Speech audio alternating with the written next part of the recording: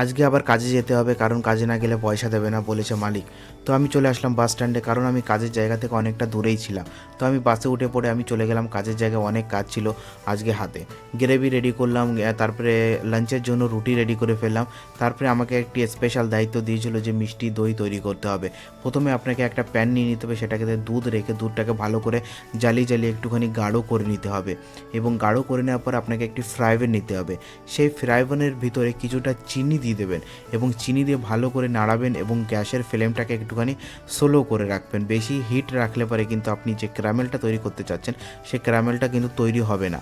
তো আপনাকে এরকমভাবে গ্যাসের ফ্লেমটা একটুখানি স্লো রেখে কাজ করতে হবে, এবং একটুখানি এরকমভাবে ভালো করে নাড়াতে হবে। নাড়িয়ে নাড়িয়ে এটাকে দেখতে পাচ্ছেন ক্যারামেলের মতন একটা লিকুইড পদার্থ তৈরি হবে ব্রাউন কালারের। যতক্ষণ না ব্রাউন কালার না হবে ততক্ষণ এটাকে এরকমভাবে নাড়িয়ে যেতে হবে। তারপরে আপনি এর ভিতরে কী করবেন, দুধটাকে ঢেলে দেবেন, এবং দুধের কালারও তখন ব্রাউন হয়ে যাবে। তার ভিতরে আপনি একটুখানি দই ঢেলে দেবেন। দই ঢেলে দিয়ে আপনি 10 ঘন্টা মতন রেখে দেবেন। তাহলে পরে দেখবেন আপনার যে মিষ্টি দই তৈরি হয়ে গেছে। এবং তারপরে আমি একটু সময় পেলাম, খাওয়া দাওয়া করে নিলাম। খাওয়া দাওয়া করে আমরা বেরিয়ে পড়লাম। তারপরে আমাদের হয়ে গেছিলো কাজ শেষ, তারপরে হয়ে গেল আমার ছুটি। তারপরে ইভিনিংয়ের টাইমে আমি একটু বেরিয়ে পড়লাম, একটু ঘুরলাম, এদিকে ওইদিকে ঘুরু করলাম।